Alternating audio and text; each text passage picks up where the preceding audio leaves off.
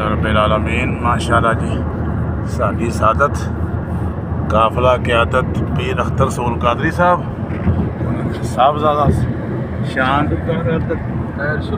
साहबजादा वाला शान तैर सुल्तान साहब, मुफ्ती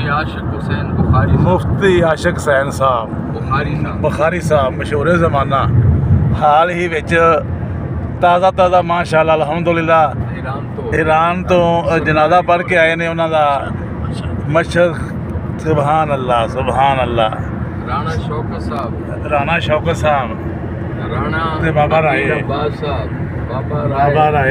राणा शौकत साहब ते पीर साहब ते फिर आ गया जी पीर अख्तर सूल कादरी साहब। माशाअल्लाह साहबजादा वाला शान पीर, माशाअल्लाह जिंदाबाद अल्हम्दुलिल्लाह रब्बिल आलमीन।